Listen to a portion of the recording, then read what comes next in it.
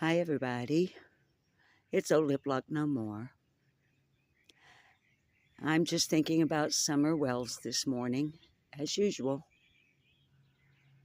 And I want to take a few moments to share a personal story, shortened version,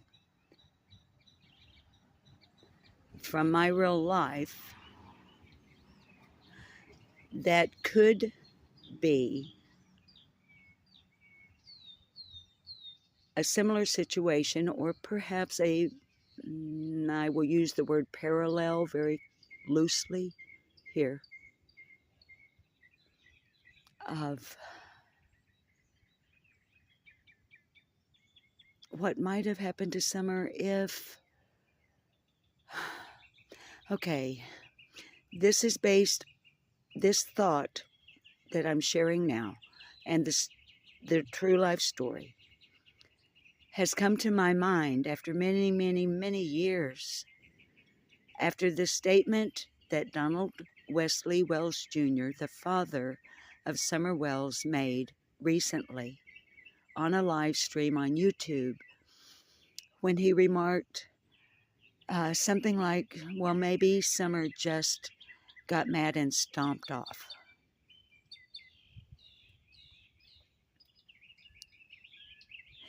In the 1950s,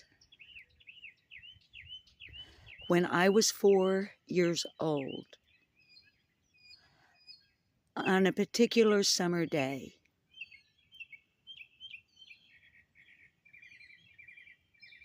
that summer,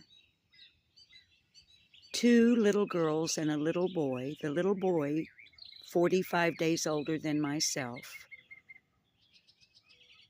they were the children of family friends.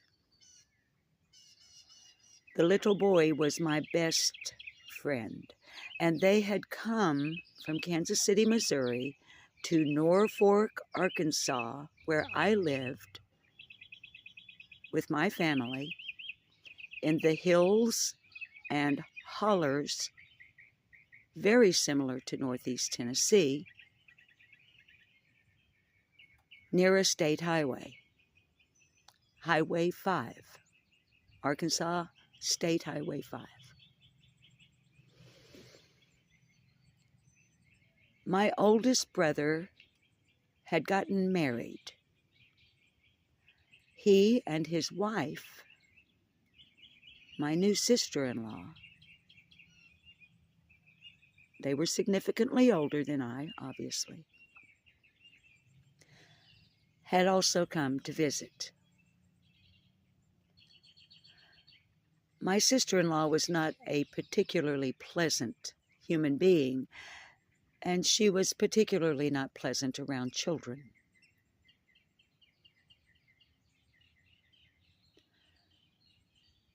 For some reason, I don't know why, on a certain day, my sister-in-law, who was 19, I believe, said to my friend, the boy, who was also 4, because she was irritated, aggravated with a situation. She said to him an old saying you don't hear much anymore, that folks used to say to little children if they were underfoot.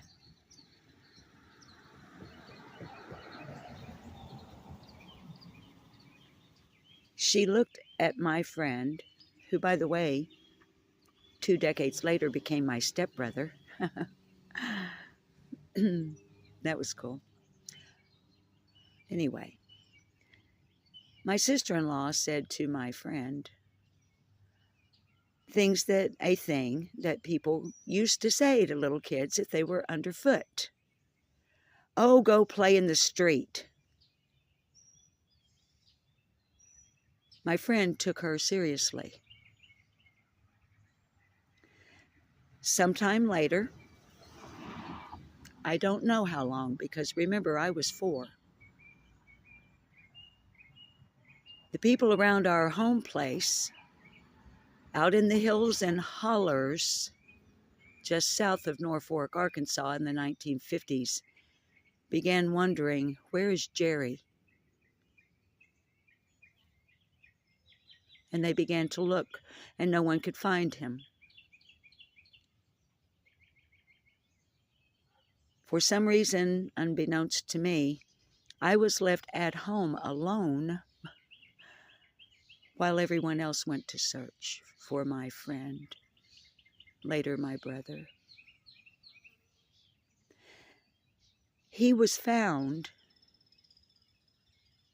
almost 2 miles down or up Arkansas State Highway 5, walking into town.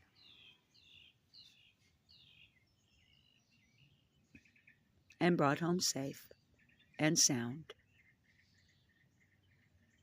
By the way, as an aside, while they were gone and I was home alone, I was so distressed that we couldn't find Jerry. I took a pair of scissors and cut all of my hair off.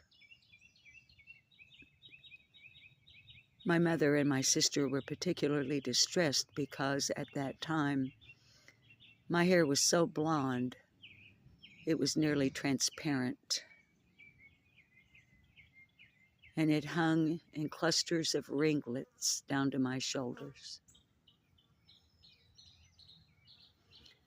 So that's just another little aside about what kids can do under stress or duress with their hair.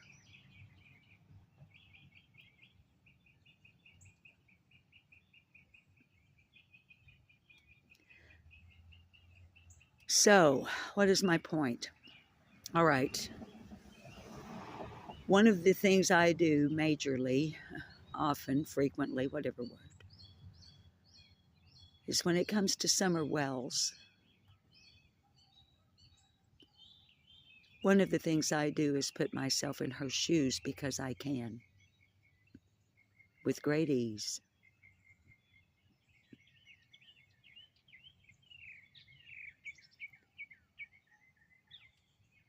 What if Don's right? Lip lock no more, mostly questions seeking answers. Rarely get any. But what if Don's right? What if in those few moments, if Candace Bly, her mother, was indeed fixing, placing, adjusting, whatever, the F, Candace Hare's knee brace. And Summer did go inside.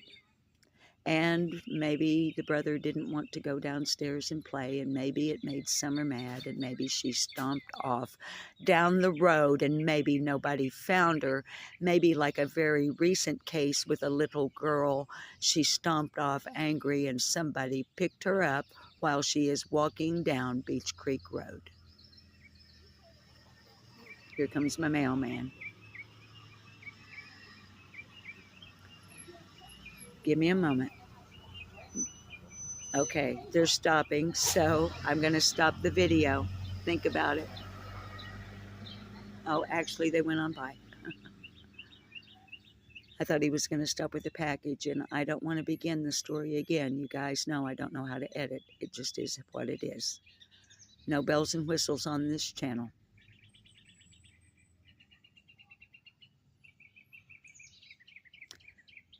I'm not saying that's what happened, but this is an opinion, commentary, and criticism channel, and so, in my opinion, it's totally possible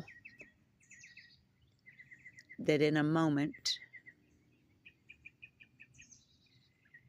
Summer stomped out the basement door at 110 Ben Hill Road for whatever reason, right down the dog trail or the driveway, right down to Ben Hill Road, and with that little attitude that we all know she had because we've seen it. We've been told about it. And I'm pretty sure a little girl who's the baby of the family who's willing to pick up a stick and whack her older brothers in the head to make them straighten up, I'm pretty sure she'd be brave enough, especially in a little fit, to go stomping off down the road.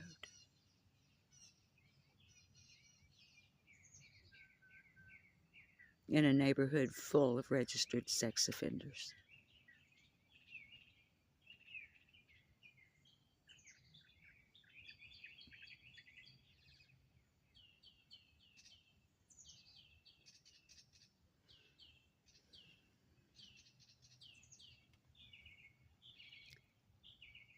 Summer Moon Utah Wells disappeared on the 15th of June of 2021.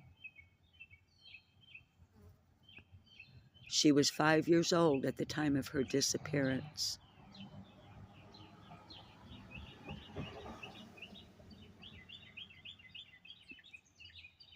Blonde hair, blue eyes. No known scars or birthmarks.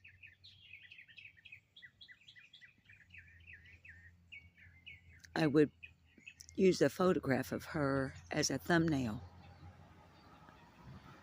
But when I do that, YouTube doesn't like it and they turn off my comment section. So I don't put the baby's picture as my thumbnail anymore for that reason and that reason alone, because my viewers and subs like to comment and share their thoughts and opinions about Summer Wells. So I want everybody to know that's the only reason you don't see Summer as a thumbnail, unless it is the age-progressed drawing by Art for Life forensic artist.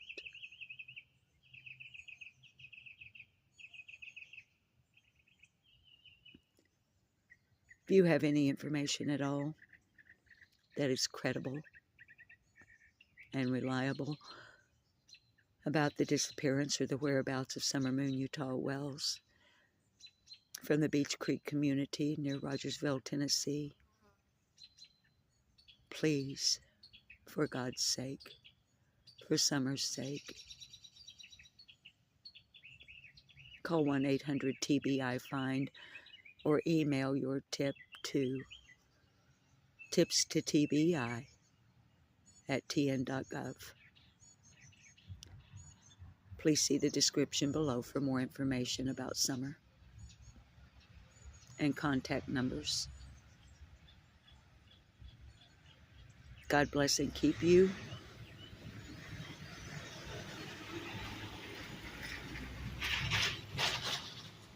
Sorry about the traffic noise. God bless and keep you all safe from harm, safe from tragedy, and although there are unavoidable losses in life, don't create one. This has been Lip Lock No More on behalf of Summer Moon Utah Wells.